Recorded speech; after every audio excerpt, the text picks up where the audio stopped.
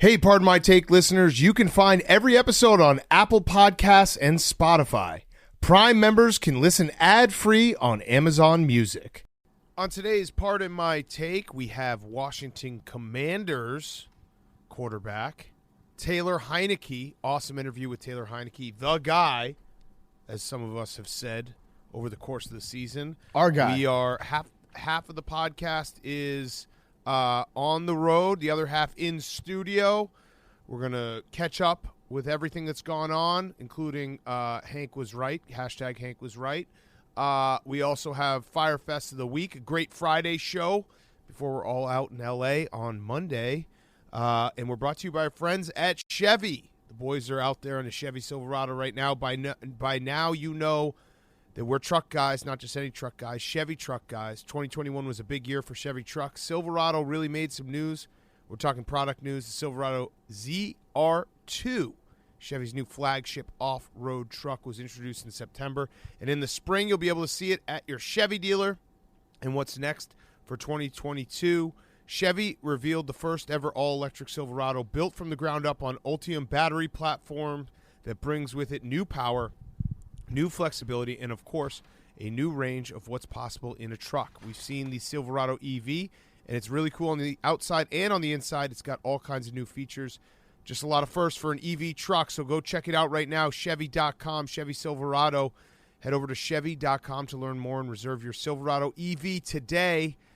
Chevy is one of our favorite sponsors in the world. It is getting the guys safely to L.A. Chevy.com, and go check out the new Silverado EV today. Okay, let's go.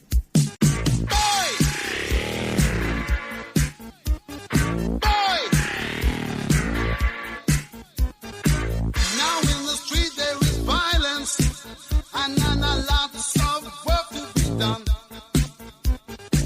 No place to hang out or washing, and then I can't blame all on the sun. Oh no, we're gonna rock down to Electric Avenue, and then we'll take it higher. Oh, we're gonna rock down to Electric Avenue, and then we'll take it higher. It's Pardon My Take, presented by Barstool Sports. Welcome to Pardon My Take, presented by Chevy. Go to Chevy.com, reserve your new Silverado EV today. Today is Friday, February 4th.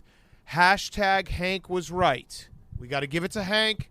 Hashtag Hank was right. Clap it up for Hank. Snaps he for got Hank. his, since we've last recorded, Hank has gotten the full suck from Tom Brady, I would say. The full thing. He got the entire thing. Hank, you want to, I mean, how do you feel? You got a thank you personally. You got a video that he released today. Hank, you can now rest easy. You can die in peace. I'm a soldier. He on his Instagram story, he someone put up a picture of the Brady for the Barstool Sports account. He said, "Soldiers for life." So I'm a soldier. Thank you, Tom. And then, like I said, the video's coming. It came, and I came. It was beautiful. It was a beautiful video.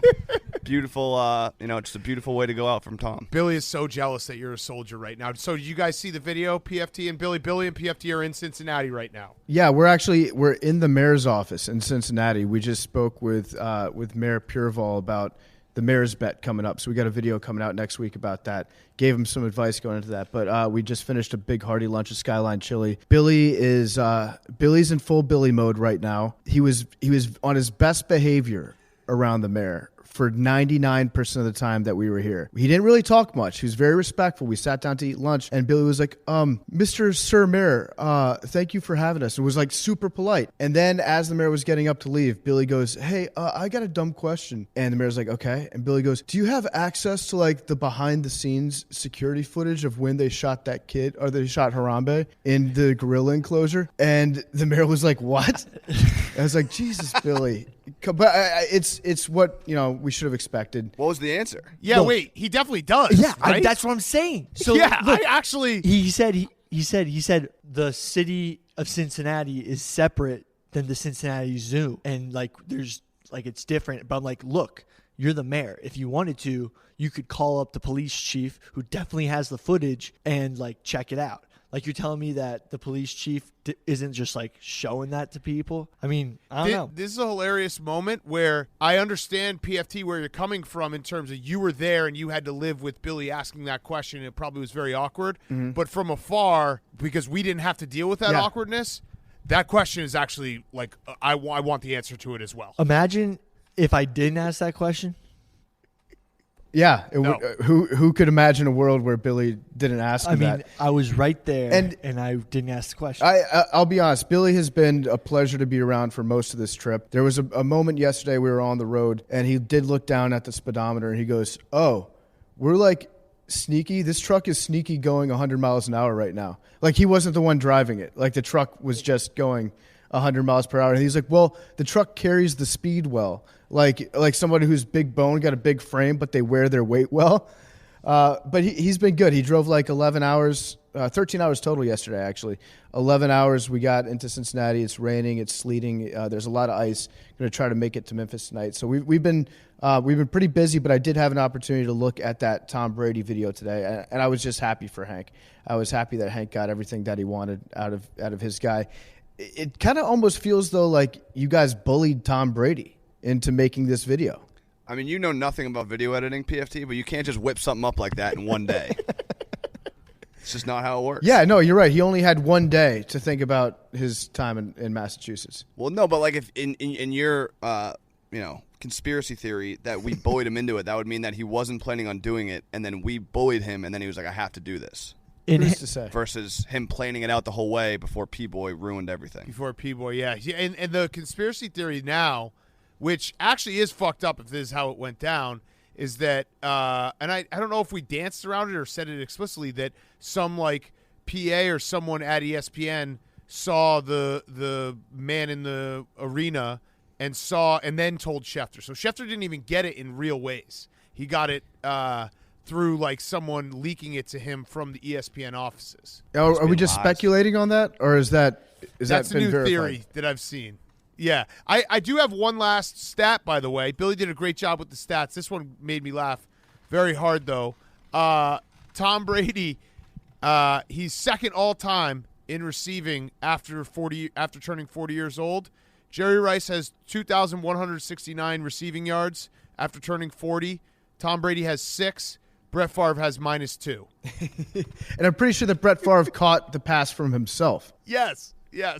Yeah, so I mean that record could be broken though if Fitzy plays another season, right? Yeah, if he catches a couple balls, or he could get on the list if he just catches a ball and goes even -3. He'd be number 4 on the list. One ball, yeah. That's an awesome stat though. I love that. I'm just happy for Hank really. When I saw the Instagram story, and Hank, he tagged you personally, right? Sure, kind of. Yeah, My name was in it. ish. Yeah, Your face Someone was else in might it. have tagged me, and he reposted it. So on his story, my name was in it. So yeah, he tagged me. So we're officially we're at peace with Tom Brady. I've always been at peace with Tom Brady, so yeah. Yeah, I think it's retired. I think it's time to move on. The only last thing I had was Skip Bayless. I tip my hat to him. Someday I hope to be as good as Skip Bayless because he made Tom Brady's retirement about Aaron Rodgers, which I fucking loved. He said if Aaron Rodgers is watching all this, which he probably is, he's probably horrified with the outpouring of emotion and respect for Tom Brady because he won't get anything like that when he retires. I was like, I just sat, sometimes when you just see a take and you're like, holy fuck, this guy's in the zone. Like, even I'm such a Rodgers hater, and even I couldn't have connected those dots. Like, incredible. He was like, he actually said, I think Aaron Rodgers is contemplating retirement, but he can't retire now because he'd be following Tom Brady, and everyone loves Tom Brady. I was like, Skip, you've done it again, my man. I fucking love you. Yeah, his brain just switches between thinking about how LeBron would react to a situation and thinking about how Aaron Rodgers would react to a situation, just back and forth. He's the king. Nobody will ever touch Skip. He is. All right, so we don't have a ton because we're in that weird zone where we're getting ready for the Super Bowl. We do have Taylor Heinicke coming up. What else you guys got from the road? Like, how is I just heard briefly that you were saying that what were you saying, Hank? Bubba. Oh, yeah. We should talk about Bubba. Yes. So Bubba's there. Bubba's here. Bubba's there. Bubba, so on Monday, we have an interview that it's like 3 years in the making.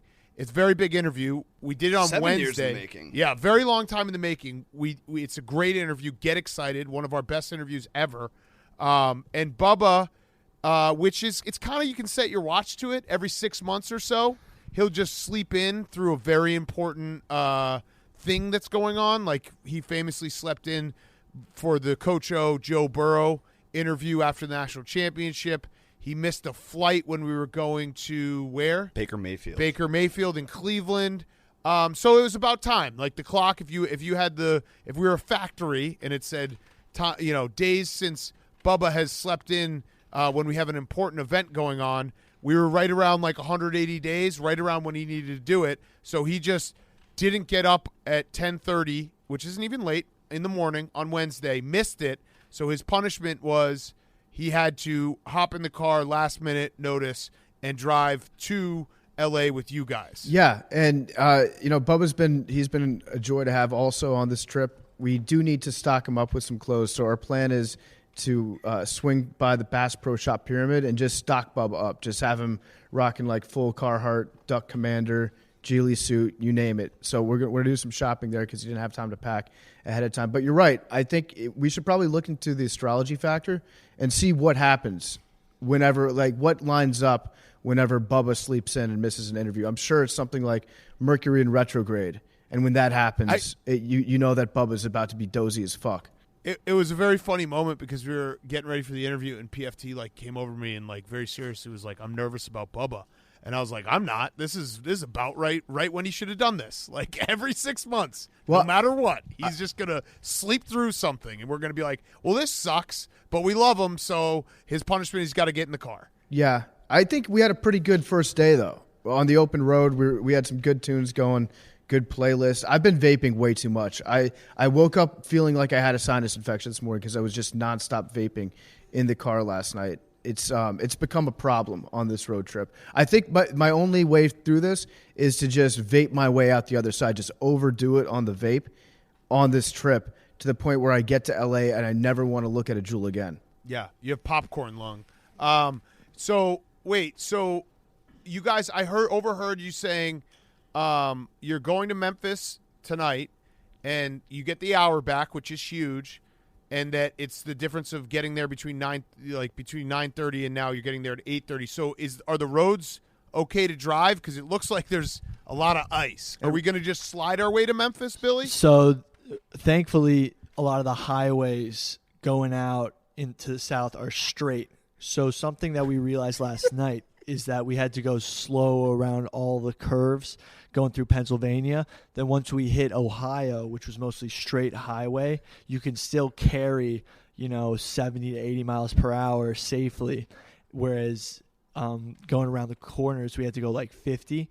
So with this ice, the big thing will be stopping. Not many two people are on the roads, so no one's going to stop short in front of us. So as long as we just cruise, we're going to make awesome time. Okay, so Billy's never made the drive from Cincinnati to Memphis. I looked up. I'm sure we're going to be going through some hills and mountains. I don't think it's going to be just a straight line. No, but he's thinking it's going to be like New Mexico, where you just see an open road and drive straight. But once we get south of Kentucky, there's no ice. If you look at But what I think what PFT is saying, and he's correct, is that Kentucky and Tennessee are not flat. Right, they're hills. The Appalachian Mountains are there. But the highway we take cuts right through. I don't think Billy cuts right. I through. looked it Billy's, up. Yeah, it cuts straight. It's a straight line between here. DK Metcalf could get there in about 2 hours. You know what? I think you could probably, if you just hop in the car, like almost like a bobsled. You guys can just push it and not even hit the gas, and you'll be there. Like going straight downhill for 6-7 hours. Boom, you're there. Seems like the easiest drive ever to make. Yeah. No, there will be some turns on this route. I'm pretty confident. And Billy just said that there's no ice in Memphis. I just looked at a tweet that showed icicles hanging off every tree in downtown Memphis. So, but again, Billy's just saying things. It's not currently ice raining. It's just in Memphis. It's not. That was from last night. I see what he's saying. No, he's saying that the ice isn't currently still. It's not raining ice. It's just ice everywhere. Yeah, the ice is from and I last also night. think it's also raining ice. I think it's all the above, and so yeah, this will be an interesting afternoon. I'm very excited for it, obviously, but yeah, it's good times on the open road so far. We'll see how long this lasts. It was just funny hearing the conversation because it was like Billy basically was like, we're gonna make like perfect time, and I was like, I'm pretty Last sure night, really bad. we made storm. amazing time. We did. We made great That's time. true. Road Warriors. Road dogs. Billy, are you driving all day again today? Yeah, I'm pushing it to the limit. Yeah. Who's got the ox? PFT. We switched back and forth a little bit. Now, I took the aux for a little bit, but then Billy asked me to put on his high school lifting playlist. And I'm pretty sure that all of Billy's playlists are high school lifting playlists, but he had one in particular that he wanted me to rock out to. It was pretty good. Waka Flocka? Waka Yeah. Flocka was on there. We cruised into Cincinnati at the stroke of 3:15 listening to Tekashi 6ix9ine. So, yeah, it was wonderful. It was a wonderful little trip. Billy by 6ix9ine. Yeah, Very good song. There we go. Wait. So, PFT, are you not driving at all?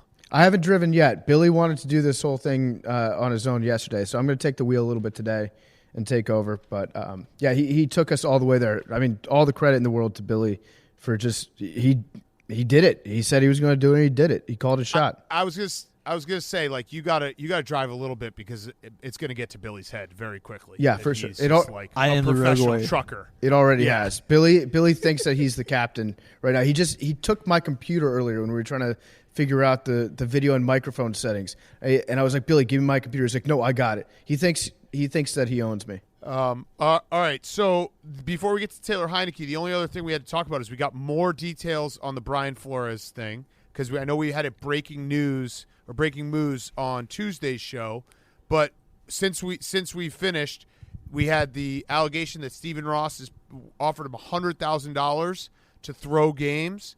I actually looked back, and I'm willing to be the face of any class action lawsuit against the Dolphins for that season because I did lose money. I looked back through some bet slips and I found some bets that I had pertaining to Dolphins games that season.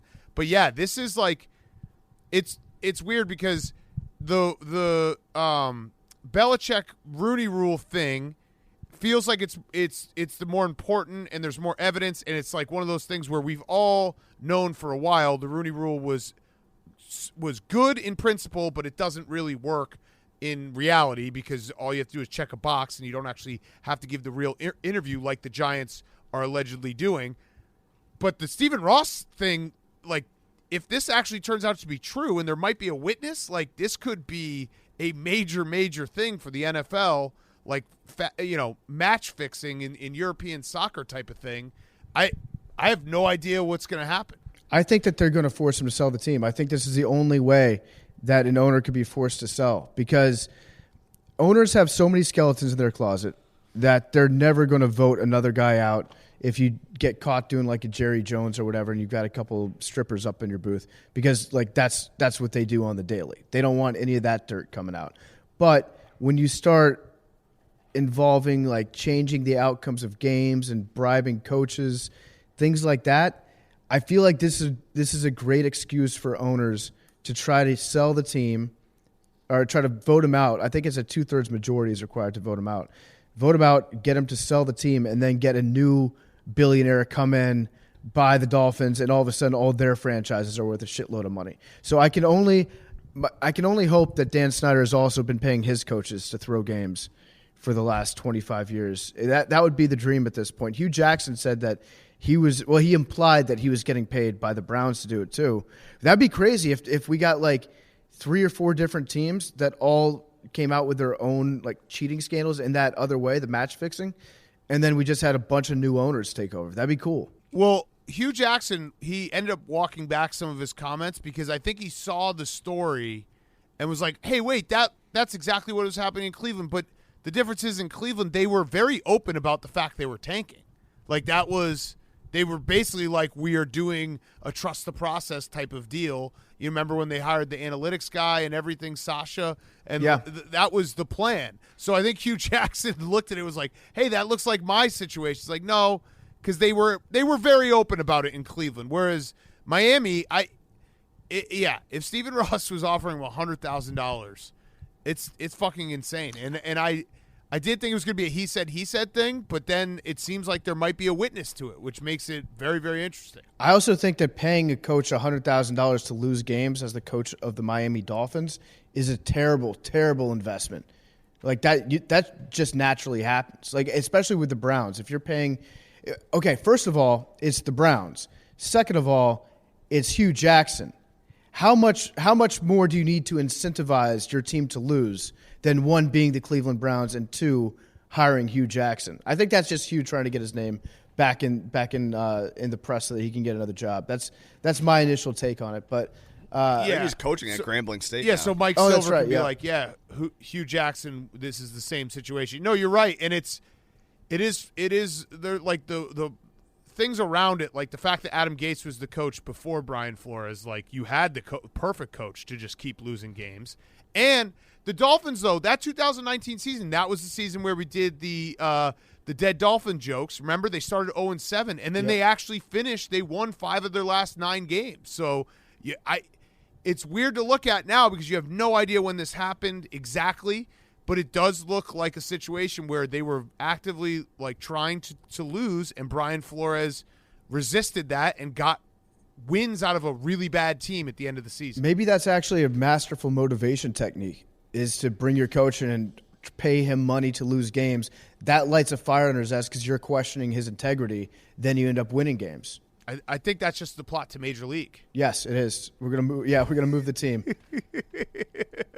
Yeah, they want us to lose. They put together a great bunch of losers. Let's win in spite of them. Yeah, Billy, did you have a point on that? You look like you had Billy Point face. Oh, I think we need a sports gambling SEC to make sure everyone's staying competitive. I think they do have that. Like a regulatory body? Gambling licensing boards, yeah. Yeah, well, yeah, there's a... But are they investigating there's a law. Sports? No, they could absolutely, like, this could be federal charges. And it actually is the interesting part is that if Flores, like, the only way that Flores could have been really fucked here is if he actually had taken the money and it had come out, because then he would have gone to jail and Stephen Ross probably wouldn't have. Yeah, so, and also Stephen Ross, he's tied in with some gambling stuff too, right? That is a fact. So, yeah, very interesting. I'd like to see those bet slips from Mr. Ross that year, too. Want to get your guys' feedback because we did talk a little bit about the Commanders' name on Wednesday's show, but they unveiled it and they unveiled the uniforms. I've said what I think about the piece several times, which is just, okay, whatever, win games, we'll be fine. The New Jerseys are what the New Jerseys are, except the black ones I thought looked sick until I realized they were just the Steelers uniforms. And we just copied the Steelers uniforms, which admittedly are very cool, and I'm sure that our defense will play faster wearing those. But what are your guys' thoughts as outsiders on how the process unfolded? I'm just curious, PFT, and I know the answer probably, but at any point, I'm curious how many people are involved in these team names and like studies and all that stuff. Did anyone bring up the point that if we hand out rally towels, they're going to be called comrags? Comrags. Like there was a lot of those jokes that came out, and it's like I was curious if anyone had thought about this before, or if they realized after the fact that we're just going to have a bunch of commie jokes, even though we're DC, and have a bunch of cum jokes. Yeah, no, I mean we're already selling shirts. Go commies! I'm a commie. I'm saying it loud. I'm saying it proud. Our chant should be "Hail to the Red Scare." I think these are all great things that we can do as a fan base. But I actually told Jason Wright, like, let me know what the name's going to be. I won't tell anybody. Just give my internet troll brain 48 hours to work on it, and I'll tell you ahead of time what everybody's going to say and the different directions the internet's going to go. So, no, I don't think that they employ enough internet trolls in the front offices of these organizations. But they went with a safe choice. They went with the three key checklists that Snyder hit. It had to be a name that was not trademarked. It had to be an actual team name, and then it had to not be a racial slur. And that's 3 for 3. Snyder's happy. It was always going to be the Commanders. I'm sure about that. The comrag thing is very funny. And like, oh, I'm calming. I'm going to be saying I'm calming. I'm calming all the time whenever we score touchdowns next year. So, it was a little bit ham-fisted, but I don't think that there's a way that you can unveil a team name in this day and age without having it leak a little bit, in the 24 hours to 48 hours before, because like Theismann's obviously going to get drunk and go on a radio show and say something. That's just Joe Theismann. Well, and the helicopter was very funny that they were able to spot it. I thought, I mean, the team name, I think I said it on Wednesday's show, but like people get mad about it for 24 hours. No one like will remember it, care. then football will be back, and we'll be like, who cares? You know what I mean? Like it's not going to be. I don't think it makes or breaks anything. Could it? Red Hogs have been better, yeah, sure, but who cares? Like once football's on, I don't really care what the name of the team is. I'm gonna be watching it, betting it, doing all that stuff. Right. I did think that in the all-time troll move, Dan Snyder should have just unveiled the new logo, and it was just the Indians, and it was the old Cleveland Indians logo. And it was like, you guys asked me to change it. Here it is. That would have been very funny. It would have been great. I thought that the Bullets would have been a great name too. That was such a cool name for the Washington Wizards. And so if they had just like taken bullets from them, that would have been a great move by Dan Snyder. And when you look through the team nicknames in the NFL right now, there are a lot of ones that if you unveiled today, you'd be like, what the fuck is that? Like, can you imagine the Miami Dolphins being like, we're the Dolphins? I think people would roast the shit out of the Dolphins today. Nah, that one kind of makes sense. The New York Giants. I think if there's any people would roast the Giants if it came out today. That one would be weird. The Browns, yeah. Well, he named it after himself. A lot of them are just smart because it's like people like animals. They like rooting for animals. Yeah, it's very basic. Right. Like, so we're just still make it an animal, make it a cartoon animal, and we'll all get in line. We're still looking at what the mascot's going to be and the theme song's going to be, but I'm hoping that since we're the Commanders, which is the name of one of Joe Biden's dogs, the good one, Major Biden becomes the animal mascot. That'd be awesome to have him just patrolling the sidelines, biting the opponent, pissing and shitting all over himself. That's what I want. Yeah. I mean, it would be like the Tennessee dog biting the Georgia player. Or no, it was the Georgia. Ugga. I think it was the Georgia biting a Tennessee player. Or Auburn, maybe. I'm in for that. Wasn't that a police dog? What'd you say? Billy just thought that Ugga was a police dog. No, there's a video of the police dog biting the college football player. I haven't seen that. We'll have to fact check that one. I think that might be the Ugga, but maybe not. Yeah, is it the Ugga? Yeah, well, I'll find the Ugga. Okay, let's get to our interview with Taylor Heinicke, though. We have him, Commanders starting quarterback as of right now. Before we do that, go to HelloFresh.com right now /PMT. Use code PMT16 for up to 16 free meals and 3 free gifts. HelloFresh delivers pre-portioned ingredients to your door, including farm-fresh produce that arrives within a week, so you get convenience without skimping on quality. HelloFresh cuts back on time spent in the kitchen with meals ready in around 30 minutes or less, plus quick and easy meals including 20-minute recipes and low prep and easy cleanup options provide an even faster route to putting food on the table. HelloFresh offers 50 menu and market items to choose from every week, including veggie, calorie smart, family-friendly, gourmet options, providing plenty of variety. Recipes like hibachi, sweet soy, bavette, steak, and shrimp bring restaurant-quality meals right to your kitchen. So HelloFresh offers the flexibility you need to easily customize your order online in the app. It's super easy to do. Home-cooked meal is the best. We love HelloFresh. I made a little chicken and rice dish that was delicious. Makes you feel good when you cook at home. You're not ordering takeout every night. You also don't waste groceries. That's the HelloFresh way. HelloFresh.com /PMT16. Use code PMT16 for up to 16 free meals and 3 free gifts. HelloFresh.com /PMT16. Use code PMT16 for up to 16 free meals and 3 free gifts. We're also brought to you by our friends at Bird Dogs. Bird Dogs, I got to tell you right now, the joggers at Bird Dogs are the most comfortable joggers in the world. They are the best. Like it's basically sweatpants on steroids because they're super comfortable. They look great. You don't look like a guy who's just walking around in sweatpants. They got zippers on the pockets. They're the absolute best. Bird Dogs are joggers with a built-in silky soft inner liner that never rides up. You can free ball in them because it's basically underwear inside of them. They're comfortable and the most comfortable things I've ever worn. Go to birddogs.com, enter code PMT, and they'll throw in a free Bird Dogs Patagonia-style beanie. It's still winter. You need that beanie. You need those Bird Dog joggers. They're perfect. I throw them on Friday afternoon when I get home, and they're on all weekend long.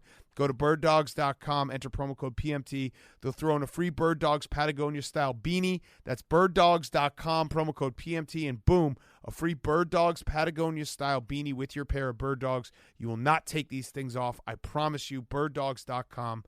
Put in promo code PMT. Okay, here he is, Taylor Heinicke. Okay, we now welcome on a very special guest, starting quarterback, Washington football team.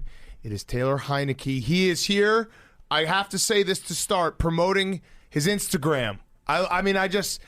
We got the note that was like, you don't have anything to promote, you just wanted to come on, hang out, and you have an Instagram. Follow Taylor Heinicke. That's some brand building right there. Yeah, I mean, it's pretty simple. Yeah, just follow it up. What are we at right now? I want to see what the PMT bump is going to be, because I'm demanding actually that everybody that's listening to this episode goes to follow Taylor Heinicke. He's at 169,000 followers right now. We need new posts though. We gotta play ball here. We'll get you more followers, but you gotta drop something hot for the people. I will. I mean, during the football season, it's all football, but now that we're out, get a little fun with it. Okay, good. So we'll demand that people follow Taylor Heinicke on Twitter. But we're very excited to have you on. On Instagram. You haven't tweeted it since like 2015. I saw that.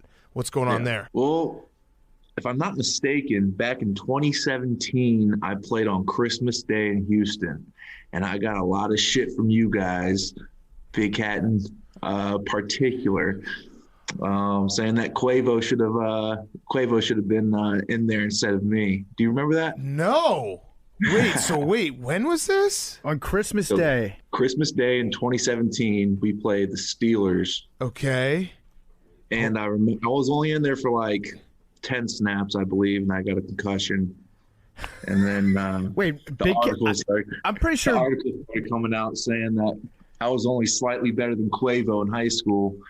And I think a lot of people ran with that one. Oh, man. I'm pretty sure the Big Cat didn't know who Quavo was in 2017. What the fuck, PFT? Well, 2018, we were late adopters. Come on. I knew who he was. That's funny. I apologize for that. I did look up what other tweets I had about you, and it was in 2017. I just said, what the fuck is a Taylor Heinicke? And then I followed it up with they should just introduce you as the guy that had us betting on Old Dominion football games, because it's like, oh yeah, that guy. I know him. Yeah, those games back in college, those were all locks, man. Yes. You were covering the spread on all those. Yeah, that's funny. I apologize. I don't remember saying that, but that's a good reason to stop tweeting. Twitter's stupid anyway. We're gonna follow you all on Instagram. That's way better. Yeah. Twitter's trouble, man. That's the only bad things come from Twitter. All right, so we love watching you play this year. You've gone back and forth from being the guy for PFT, which has been a fun watch. Your style, you are. Hey, did you learn anything from Ryan Fitzpatrick? Or you always been exactly like this? Because it is fun when you make plays that are broken down and you're like, I'm going to make something of this, and I have the confidence to do it.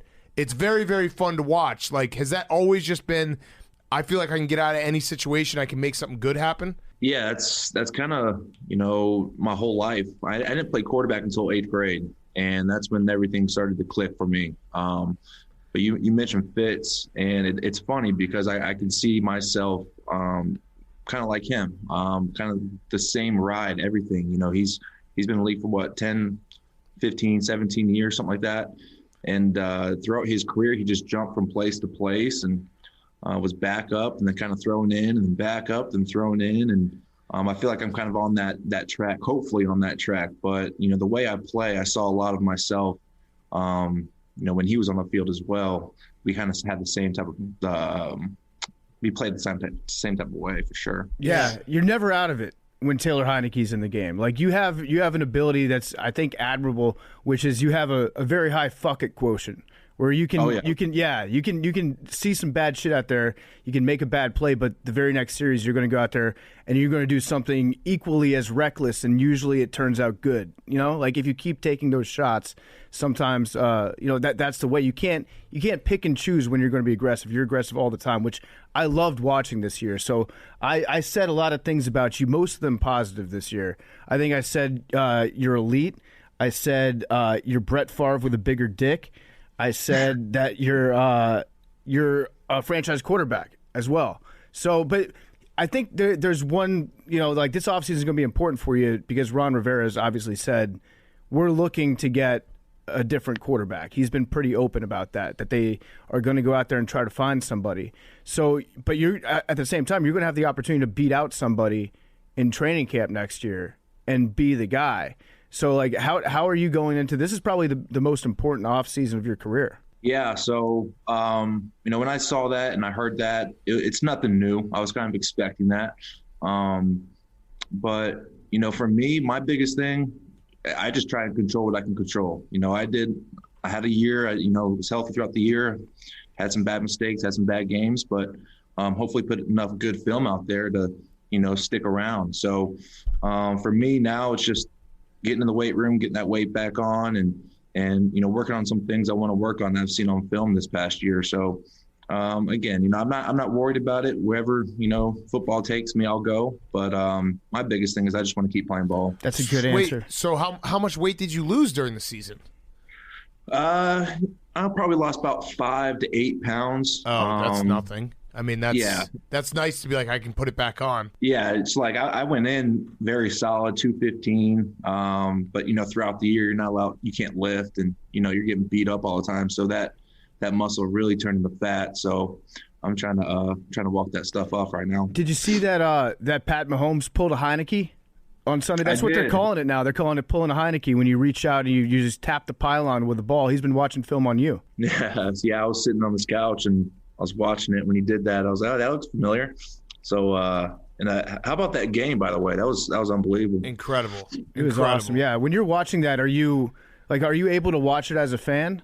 Are you like watching it thinking about, other things, like ways that you could translate, what's going on in the game to what you do? I try and watch it as a fan. I'm still a big fan of football. I'm a big fan of, good quarterback play and, especially playoff football. But at the same time, when I'm seeing, some decisions that some quarterbacks make or, audibles and stuff like that, I kind of, study that. But when I'm not playing, I really try and sit back, enjoy it, have a nice Bud Light and relax. Coors Light. You could say Coors Light. Coors Light, yeah. We'll bleep that out. Yeah, that was fucked up that Heineken didn't give you an advertisement deal. Like you put it out there on a platter for them and they turned their back on you. Yeah, I was trying for that hard. Like the last 2 years, I was really trying for it and they weren't budging. So I don't know if you guys know the story, but I was talking about it in, interviews and press conferences and next thing you know, Bud Light saw it and was like, hey, we're ready to go. So that day they sent me a contract and signed with Bud Light that day. Damn. Good Act for you. Fast, I'm glad you got paid off it, but all-time marketing blunder by the guys over that Red Star beer company. Yeah. It's unfortunate, but, So your season this year, Washington football team had some ups and downs. You guys went on a nice run there in the middle of the season where, you beat the Bucs. You had some big-time wins. When that's going on, are you thinking like, okay, this is I might actually win this job right here? Because it's got to be a weird feeling just every week knowing that you're kind of getting graded. That's very atypical of a starting quarterback in the NFL. Does that factor in week to week what you're thinking about? No, again, I hear it and it's, I know what's going on. But, again, for me, it was a dream come true this year just to play. So, I went in the facility every day just trying to get better and trying to get ready. And, if that was going to be my last game playing, that was going to be my last game playing. But I was going to go out there and give it my all. So, I don't really think about that stuff.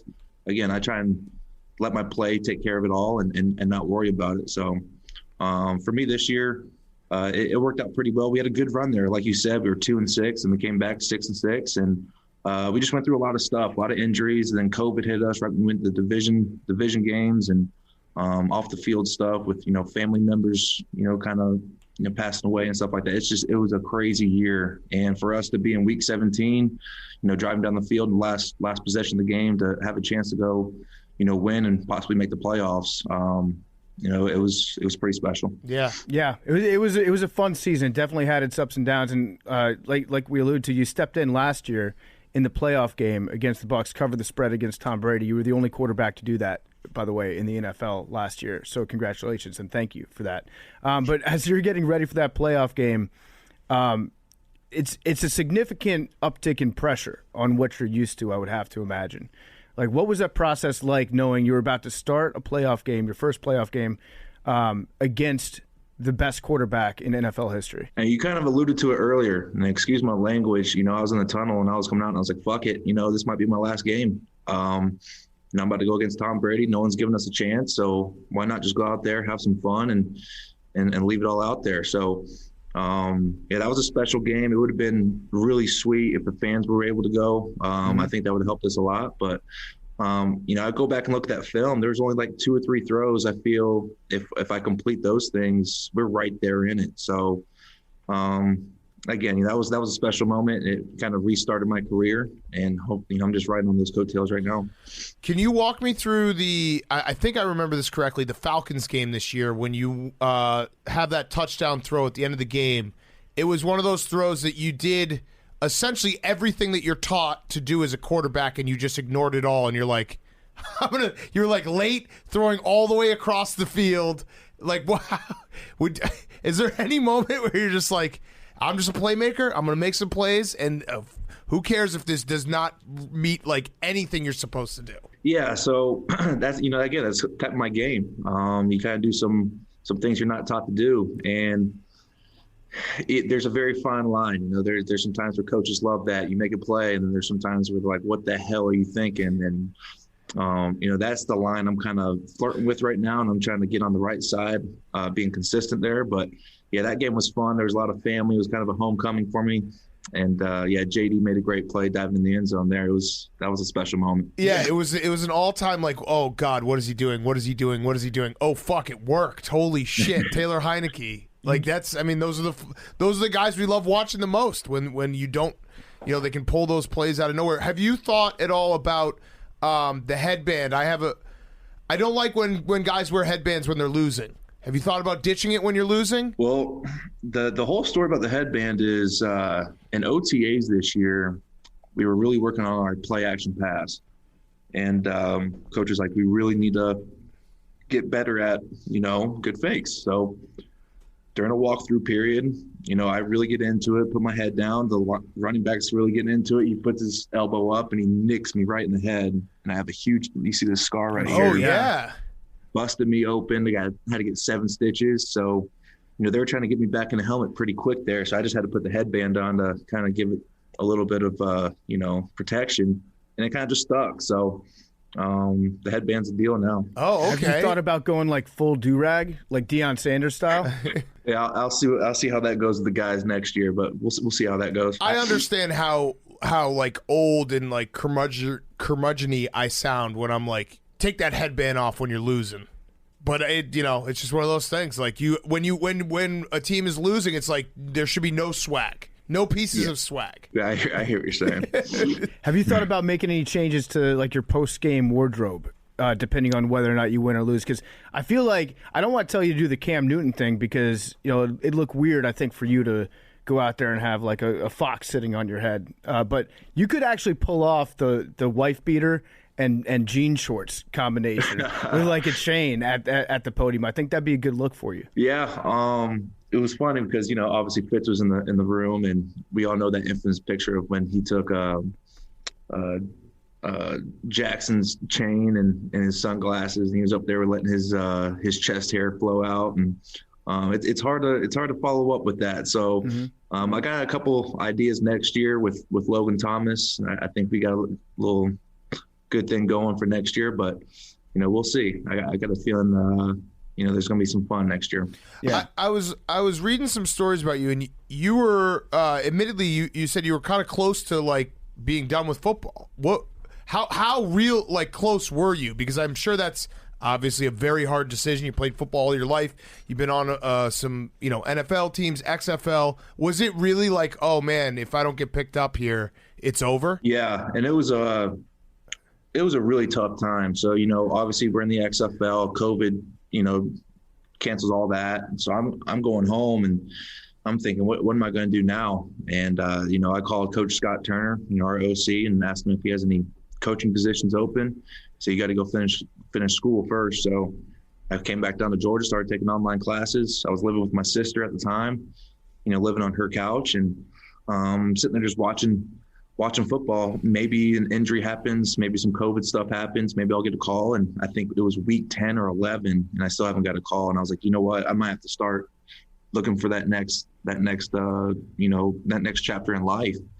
And sure enough, that remember when Denver had all those quarterbacks go down and had the receiver play? Blake Bortles, yeah. Yep, that's the only reason Washington called me up, just to get an emergency COVID quarterback just in case that happened. Wow. So Blake Bortles kept you in football. Yeah, domino effect, like verbal meme. Blake Bortles being in a room with the other quarterbacks without a mask on, ... Taylor Heinicke covers in a playoff game against Tom Brady. I love it. Yeah. So it was wild, man. And then obviously some things happened with Haskins and with Alex Smith, and there I am playing Brady in the playoffs. So yeah, it was a wild ride. That's awesome. Shout out Blake. We're friends with Scott Turner, and he I loved his quote about you when he was basically defending you. Like, listen, every time if Taylor has a bad game, people just are like, oh well, he shouldn't be here, and it's like that's not how it works. It doesn't go like game to game like that. Like, it's the body of work, and you can't just judge where he's from and where he ended up. He's a good player. So yeah, we love Scott, and that's an awesome story, man. That you then started pretty much the whole season this year. Yeah, and the big thing for me this past year was the big question mark was is he durable enough to get through a whole season? Mm-hmm. And I think I checked that box off this year, and that was huge for me. So yeah, we just got to keep it rolling now. Yeah. Counterpoint to that though, if you had gotten like next year, if you start the season and you play like 3 good games in a row, this reveals a lot about me and Big Cat's moral character. But we would fake like an injury to our non-throwing shoulder, and then hit the free agent market, cash in big time. Like that's just something to think about. I want you to win football games, and I want the football team to win. But just something for you to, just keep in the back of your mind if appropriate. Yeah. Okay, I'll remember that. Yeah. So the durability thing, I also read a story that you sometimes at the gym will get like people are like, oh, introduced as a NFL quarterback, and guys are like, no way, he's too small. Is there something that you do then to like exercise or anything where it's like, look at this? Because that's kind of a cool, almost like a pool shark moment. Whereas like, oh, we don't think this guy can play in the NFL, and then you do a workout or lift or something. It's like, oh, fuck, we totally underestimated him. Yeah, so I don't know if you guys followed. My trainer's name is Joel Seidman, and he does a lot of different crazy, wacky stuff. So yeah, it's funny because a lot of the guys that don't think I'm an NFL quarterback are high school kids. Like, you're not an NFL quarterback, and you're just talking shit. And, so then we'll start working out and we start doing this crazy stuff that, they can't do, that I've been doing for 5-6 years. So I'll do it pretty easily. And they're like, holy shit, so the more they're around and the more guys they see around, they start having more respect for them. But, you know how those high school kids are, man. They like to talk shit. They like to roast. Yeah. I just love the idea. Like that's got to feel like the all-time flex for someone to doubt that you are a NFL quarterback, and then you do something in training or something like, oh yeah, because you can always tell. Like when we're around athletes, or even if you've ever been around anyone who's a really good athlete, they could do anything. Like it could be swing a golf club or shoot like some hoops. They might not play basketball, and you're like, oh, that's the difference between regular people and exceptional athletes. Like the way they move is just so off the charts. So you should just start doing that at random gyms. You should go to like LA Fitness and just start having everyone doubt that you're an NFL quarterback. That's what I'd do. Keep a football in a bag with you at all times. And if anybody doubts, you'd be like, let's step outside. Yeah. And then just walk out in the parking lot and just throw the football as far as you can. Be like, any questions? Yeah. Sometimes, it's kind of, as kind of, it pisses me off sometimes when they say that. But at the same time, it's kind of a compliment. I'm 6 foot and 200 pounds, and here I am making it. So it's kind of more of a credit to how hard I've been working. But those kids can talk shit all the time. Yeah, you're playing the game on expert mode right now as a 6 foot 200 pound guy. Anybody can do it if they're 6'5" and 235. Yeah. I was watching Josh Allen play, and being 6'4", 240, and he's running over DBs and just throwing the ball 80 yards down the field. I'm like, man, if I wish I could do that. Nice, yeah. Are you sure you're 6 feet? Oh, come on now. I usually say 6'1", so. Oh, because I wouldn't have guessed. If you said 6'1", I would have been like, oh, he's probably 6 feet. So are you sure you're 6 feet? I think it's 6 foot half inch, so in between. Okay. Every 6 foot. How much? Definitely. You just looked up. What was that? Who'd you look up at? TV. How much do you bench? You do bench? Not anymore. The highest I ever got though was I think about 335, 340 in college. That's pretty good for a collegiate quarterback. Yeah. I was built like a linebacker. I was like Tim Tebow-esque in college. I read that you punted in college too, right? Yeah. So that's actually funny because we didn't actually do like a punt formation. It was like we're at the 50-yard line. We went on the fourth down a lot. And if we didn't get the type of coverage that we wanted, I would kind of just back up 3 yards, pretend like I'm calling an audible, and then the center would snap it to me and I would pooch punt it. So I'm still pretty sure I'm the leading punter in ODU history, though. Yeah, That's I saw it. pretty It wasn't like once or twice. It was like something like 600 punt yards that you had. So that's hilarious that you guys. I love that. I wish more teams did that. More teams should do the pooch kick. Ben Roethlisberger used to do that back when he was able to move. He had a sick pooch kick where he'd down it inside the 5 every single time. You talked about ODU. Some call it the Harvard of Southeastern Virginia, and then so it's you from ODU. I'm a CAA guy myself too, so like I'm James Madison used to kick our ass all the time. And then you're sharing a locker room with Fitzy, obviously the Harvard guy in the NFL. What was your relationship with him like, just on a one-on-one basis? Because Big Cat and I got to meet him over the summer when we came to training camp.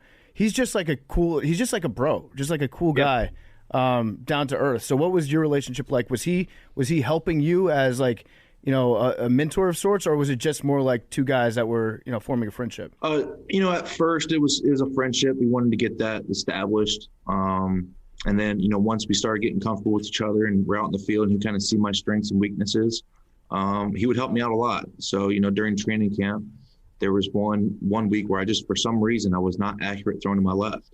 And, he's like, I've had this problem in the past. This is what I did to fix it.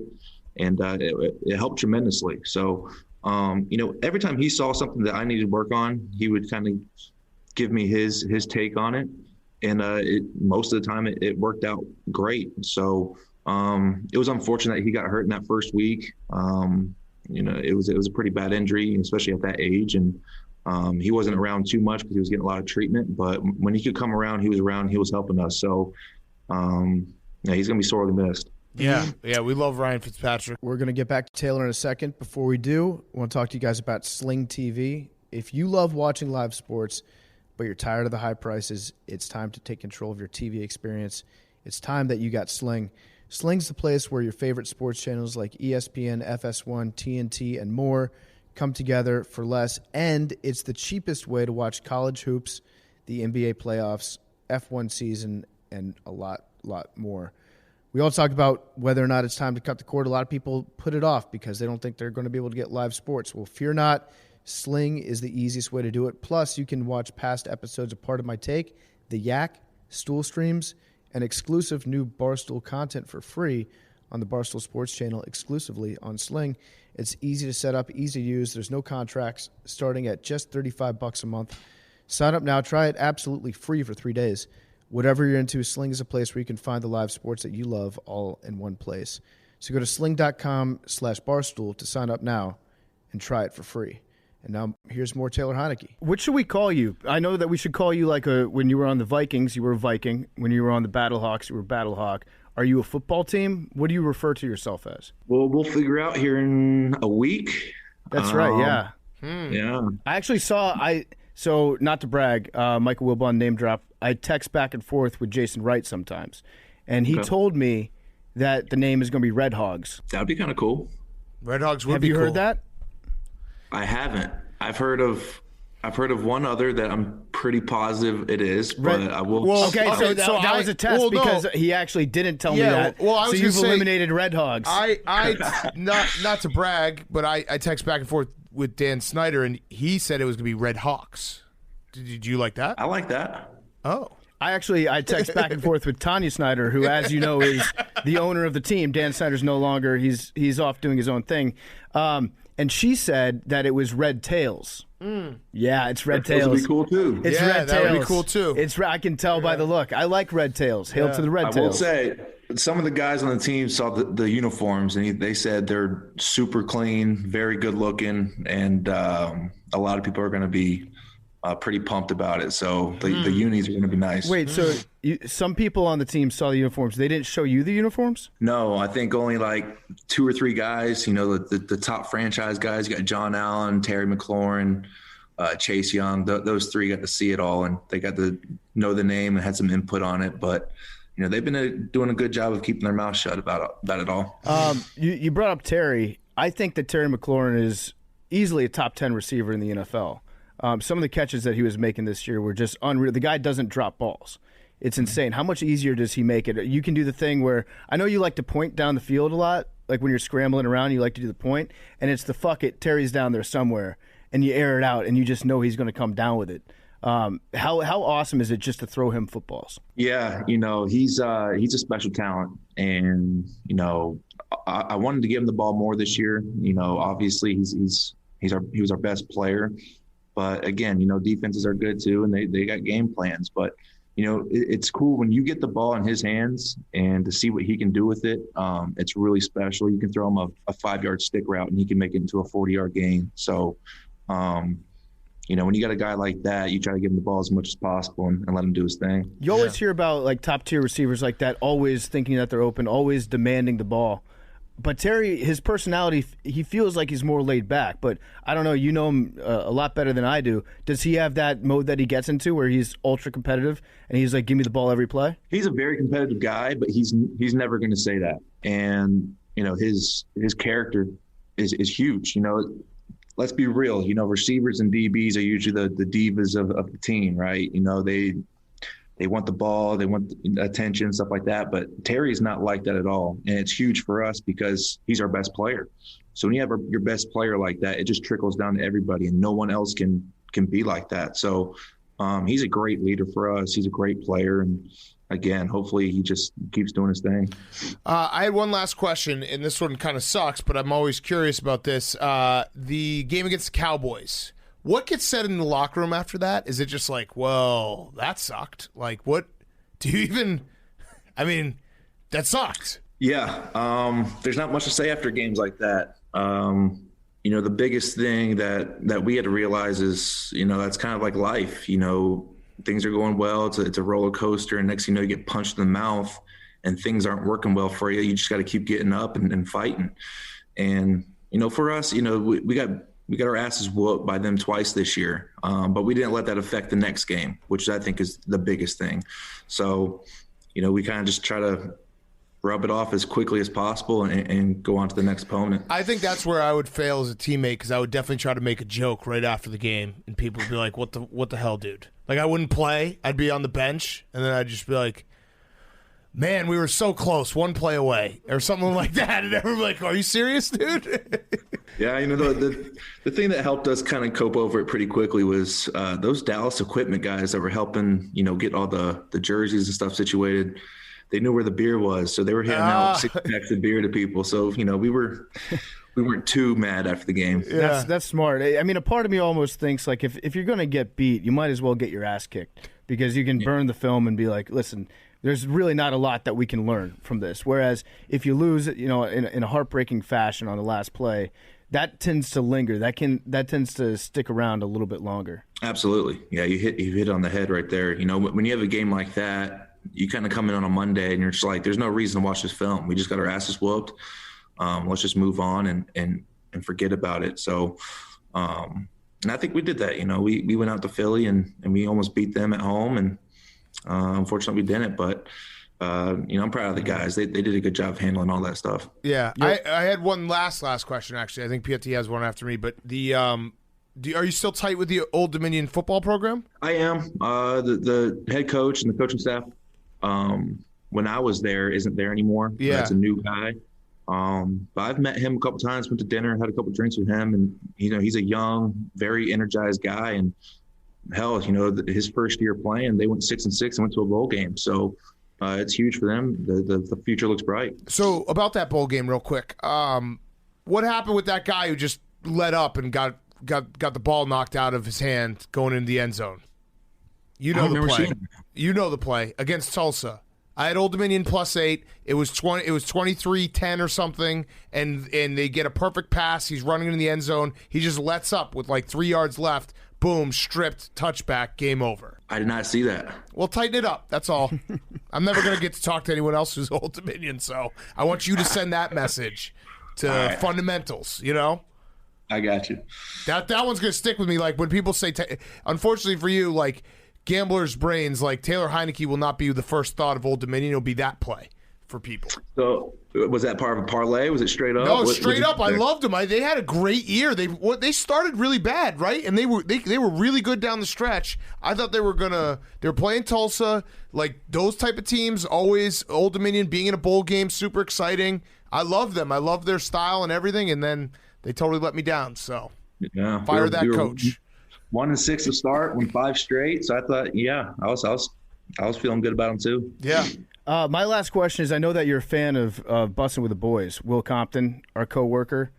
Do you think it was a coincidence that the Raiders waited to sign Will Compton until after you went there to kick their ass? Not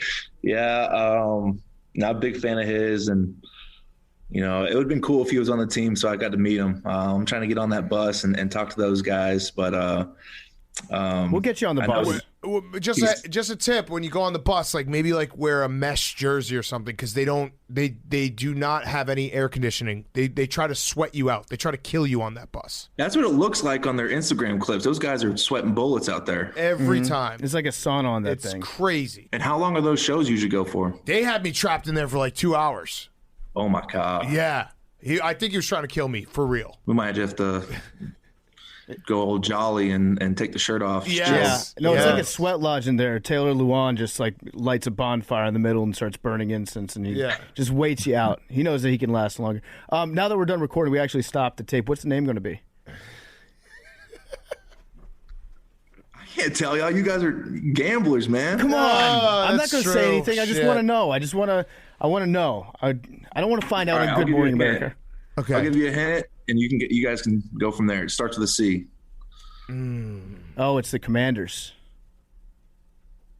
That'd be awesome if they just went the Chiefs and they just used the same Indian logo. Or they go back. Like after a long discussion, we're going back to the Redskins. Yeah. They're like, what? We changed the name. This is what you wanted. Wait, last question. This doesn't even have to be in, but did Tom Brady ever learn your name? I don't think so, man.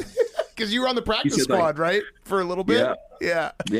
So I got there, my first day there, I was like, I'm going to be the first one in the facility. I'm going to make a good impression. I come in at like 5:15, go in the quarterback room, and he's up there with his feet up watching film already. I'm like, jeez. How early does he get there? That's perfect.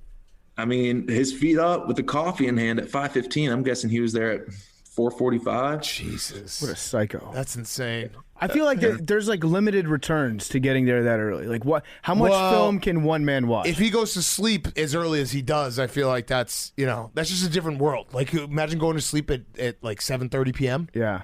That's what he does. Yeah.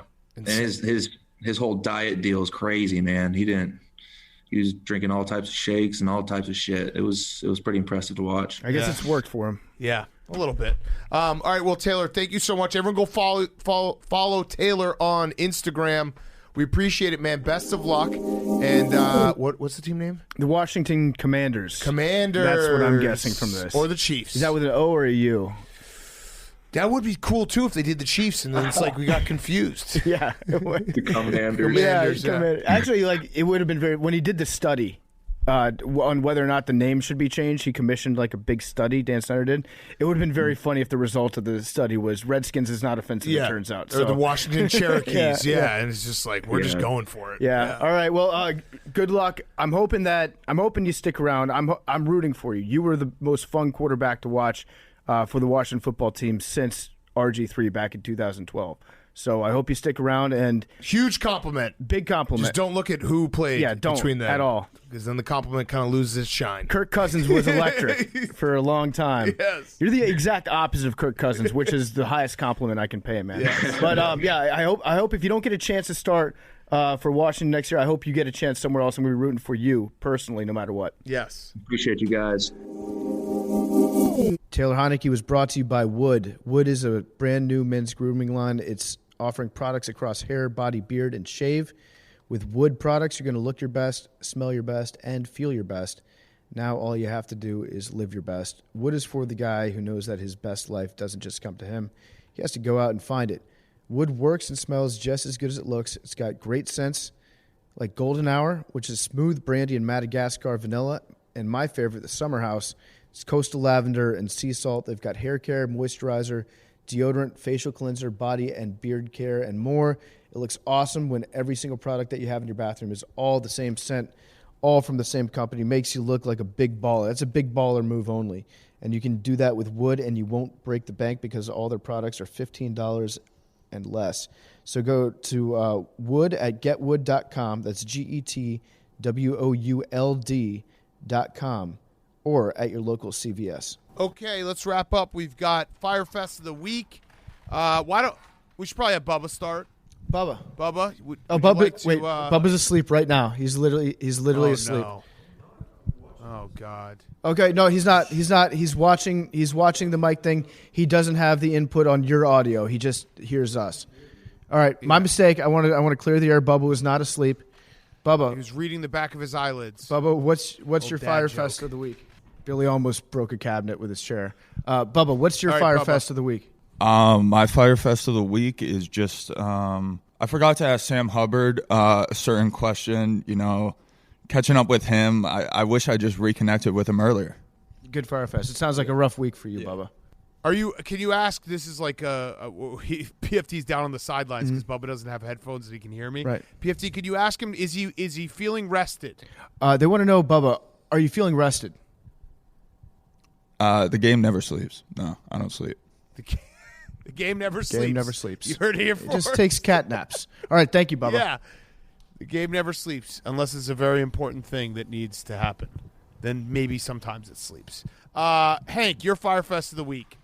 My Fyre Fest of the week, besides the fact that, I don't get to enjoy life on the road like these guys, I just have to get on a measly plane later and, probably fall asleep and wake up in San Diego. So I don't get the thrill of being on the road that these guys do, which sucks. But my other Fyre Fest is that my building hasn't had hot water in 2 weeks. It has lukewarm water for maybe a minute. And then it gets cold. I feel like I'm in the military. You know what and does? I just can't take hot showers. You know what does have scalding hot water is hotel rooms. Really hot. Yeah. The shower this morning know. was almost too hot, actually. You know what else it has? What? Soup. Oh, he got you. We got the soup, Hank. We got your soup. It's the best part is you guys are saying this to Hank, who's going to be in a hotel for the next 2.5 weeks. Yeah, but we are right now. Yeah. That's the difference. Got his ass.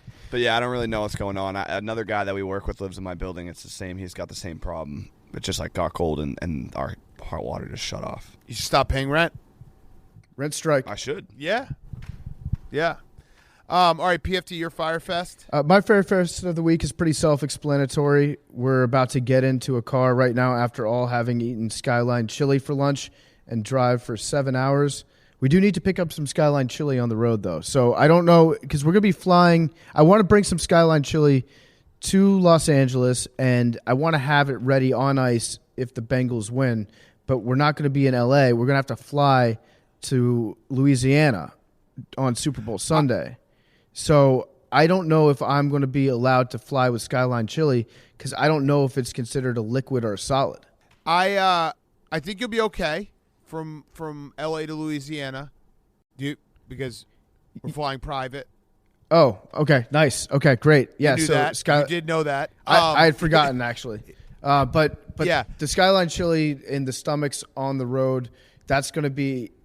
It will definitely test the strength of our friendship and of our unit because so far so good. But You're really going to get to learn a lot about each other in the next couple hours here. Fortunately, I did stock up on Axe body spray, not for me but for the car. So hopefully that'll just overpower any sort of the Skyline residue. What number did you get? Isn't Skyline a numbers place? Yeah, we got a three-way today and a bunch of conies. And Billy likes Skyline. Billy is actually fire. So to be honest, of course he does. Didn't have Skyline from Cincinnati before. I had it from the cans, and I didn't really like it. Got some fresh Skyline. It's absolute gas. It kind of tastes like Mediterranean food. Literally, like the chili gives off like what's it called? Hero vibes. PFT, you say that like it's a shock. Like Billy, we've seen Billy cook. We know his palate. That's true. He just dumps beer on everything. Like, we've seen this man eat. We've seen this man cook. Like, you could give him anything, and he'd be like, it's low-key gas. If it's free, Billy, like, for everyone at home, when we order food on, like, Sunday nights, Billy will be like, yo, throw a couple extra, and then he'll walk out with, like, all the leftovers. Like, Billy, if free food is on the table, it's gas for Billy. He has a garbage disposal, yeah. It's actually is very good. Right.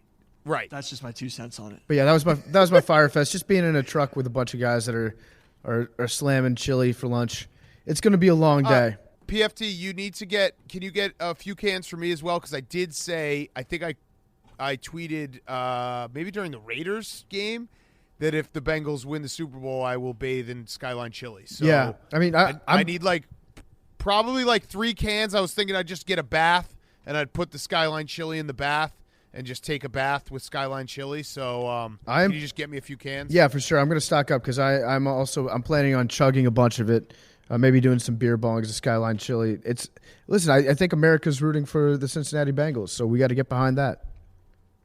We should note, by the way, because we do keep saying America's rooting for the Cincinnati Bengals, and I have people correcting me. America's rooting for the Cincinnati Bengals, except like a few people in L.A., all of Detroit, and then the AFC North, we don't give enough credit, like how much all these teams hate each other. So, like, people have said, yo, I'm a Steelers fan. I am not rooting for the Bengals. So, also the cities of Baltimore, Cleveland, and Pittsburgh are not rooting for the Bengals. Also, I kind of feel like there's a couple people in St. Louis rooting for the Rams. A few. Probably as many people in St. Louis as in all of L.A. Yeah. Yeah. Listen, we are the biggest pro St. Louis sports podcast in the world. And I think I speak for all St. Louisians when I say go Rams. We miss you. St. Lunatics. St. Lunatics is what you're looking for. Shout out Nelly. That's their proper name. Yeah.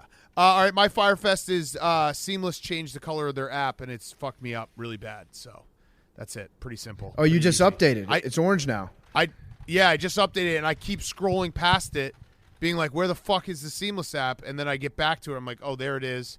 It hasn't moved on my phone, but we're all like dumb first graders, and you just do the apps off of colors. Yep. So it should be illegal for an app to change their primary color. I agree. I don't know if you've experienced this, but when mine changed over, I noticed I got worse at determining my location when I was ordering food, where there was a streak of about 3 or 4 days where 75% of the time I would order food that would go to either my apartment when I was at work or to work when I was at my apartment. Yeah. It happens. It throws you off. Also, I'm trying to think of other brands that have done it. Instagram had a huge change. They used to have the brown camera. Let me see. Oh, yeah, I remember. Then Facebook bought them. Yep. That's a big one. You just shouldn't be able to do that. You got to keep the same colors. Also, my Fyre Fest is the ACC refs are fucking bullshit. ACC's rigged. I'm going to get an investigation. What they did to Louisville on Tuesday night will not stand. So I stand with Louisville and all the people who are angry about that game. We're going to throw it in the class action lawsuit with Brian Flores. It's going to be a whole fucking thing. It'd be great if we just had like a class action lawsuit just for gamblers that are they're just mad that they lost a bet. Like, have you lost a bet that you're mad about in 2021 or 2022? Okay, join this class action lawsuit. There's really no specific thing that we're suing for. We're just getting our frustration out. Antonio Brown, you're on notice. Yeah. All right, Billy, your Fyre Fest. Then we'll wrap up with Jake's. So, in order to get the precious cargo to Cincinnati in a timely manner, I had to consume a huge amount of Black Rifle coffee. And after getting into Cincinnati at 3 a.m., after making great time, I could not fall asleep until about 5. And in that time, I wrote a blog, was productive, but now I'm in absolute shambles. I had a great supplement mixture to stay alert during the drive, L-theanine and lion's mane mushroom. That, combined with mass amounts of caffeine in the Black Rifle coffee, made me absolutely locked in for the drive. Highly recommend it. But it also turned him into like a junkyard meth head right now. So yeah, you can see what we're starting to deal with today. I'm eager to read what Billy's blog would have been because he didn't post it. He just got in at 3:30 in the morning after drinking probably like 4 Black Rifle coffees and doing all these supplements, and then drinking 2 Coors Lights, and then just blogged something. I'm curious to know if it even resembles English because he's like embarrassed to publish it. Honestly, I think my grammar is better than normal in this blog. All right. Oh wow. Yeah. Nice. And then One funny thing that sorry, keep going. No, it's totally unrelated. So when I asked the mayor if he had access to the Harambe death tapes, he looked at me, and I realized in that moment that I really live in a totally different world than most of America, because he was like he looked at me like, what kind of sick person wants to see a gorilla gunned down? Oh, on video? listen. I mean, we all do, so you shouldn't feel bad about that, Billy. I had the same moment, but it was for a different reason. Because we've had, like, with this Brian Flores stuff, we've had different people releasing statements. Like John Elway just released one. Stephen Ross released a statement, and memes has forever corrupted my brain because Stephen Ross's statement is, with regards to the allegations being made by Brian Flores, I'm a man of honor and integrity and cannot let them stand without responding, and I'm just waiting for the Castellanos part to get there, and it didn't show up, and I was like, wait, what the fuck? So memes has completely broken my brain. Anytime there's any apology, after the second sentence, I'm just like, okay, so where's the joke? Mm-hmm.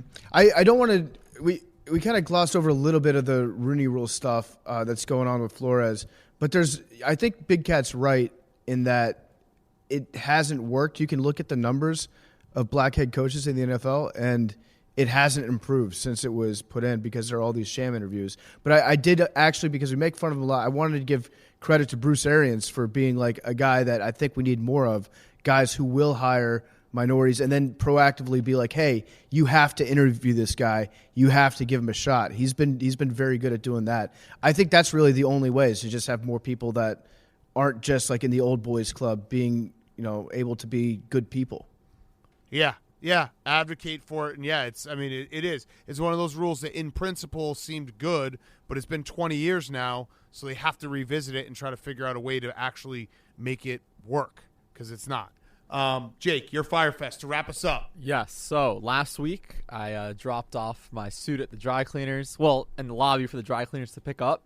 On Friday, they said it'd be back Saturday. Saturday, the snowstorm happened, so I figured they had closed. Monday, hadn't heard back from them, and it turns out they just never picked it up. What? Ooh. So where is it? It eventually got picked up. Oh, okay. Whew. Yeah. That was close. Thought It was somebody slow stole it. start. That Also, was close, boys. Yeah. There's a very well-dressed shit. thief running around Manhattan. Yes. Also, a mini Fyre Fest is I reached out to Urban Meyer for comment on the Sam Hubbard story that I'm starting, and he hasn't responded yet. Oh. Yeah. He's Not probably got expecting his hands to full. hear back. Maybe like call like a Columbus area like TGI Fridays. See if they've seen him. Working on it. Yeah. Like, hey, is Urban there? So stay tuned for that next week. You should honeypot him. We should find someone who can go like wherever Urban's at. Like, imagine if we just sent like an attractive young woman, and then he started doing his finger in the butthole thing, and then she just like whispered sweetly into his ear, hey, is it true that you found Sam Hubbard at Muller High School and he was just a lax player? Care to comment? Yeah, I like that idea. Jake, if you want to do it remotely, though, you should just use one of those face app things where you turn your face into a chick. Yeah. And you call yourself, I don't know, like Cake Marsh or something like that. Mm-hmm. And you just you email him and he can see your avatar, and then he'll probably be more likely to respond to you. Yeah. All right. All these things could work. What are you going to say, Hank? One other quick road trip funny anecdote. I came in the studio today, and was looking around, and I noticed that the barbell was gone, and I was like, who the fuck would take the barbell out of our studio? Like, that's a crazy move. And then I realized that Billy took the barbell in the truck. Right. Yeah. The big ass. He'll be working out all trip. It's basically it's bringing your sneakers on the road to work out in the hotel gym on steroids. He's literally bringing the hotel gym with him. No, Billy's going to actually do it, though. I have confidence. And he also brought 2 45s and 2 25-pound plates, and it's in the truck bed, which, as Billy pointed out, is very huge. good for traction when driving over ice. Yeah, weighs it down. That's huge. How's it going to – I mean, there's no way we're going to see that again? The barbell and weights? Yeah. Yeah. He didn't think truck's about saying coming shit back. That moment that you Right. saw right there To New on York Billy's City? face was the Wait, look of a Billy, man where's that it getting shit back to? Yeah. did not think about the return trip. No, there's no way he thought about it. He thought that it was just going to, like, magically appear back in the studio. Like, the truck's coming back, but do you know where it's going? It's not coming. They're not going to drop it out, like, on 7th Avenue. They should be like, hey, the truck's back. I might drive the truck back. Okay, you should. Yeah. Yeah, that's what he planned this whole There time. you go. Yeah. Yeah, I welcome that. That's actually a good idea. That's a good use of your time. That'll be Billy's job. Put a GoPro. That'll be Billy's Yeah. job from now on, is just driving aimlessly around the country and checking in with us from the road. Put a GoPro on it, and we'll just fucking send you on your way. I actually think that's actually a great idea. All right, numbers, and then we'll see everyone on Sunday night. We'll be in LA. 17. Let's go 21. 56. Bubba, is he sleeping? No, Bubba's Means been has awake this 3. entire Dylan, time. you want to pick a number? 6. 10 Bubba says for 6. Dylan. Steve, throw one in. Steve says 4. 68. He's the biggest loser because Oh, now 68. 68. what? 68. Yeah. 68. Man. It's a bad omen. Silverback gorillas are alpha. Love you guys.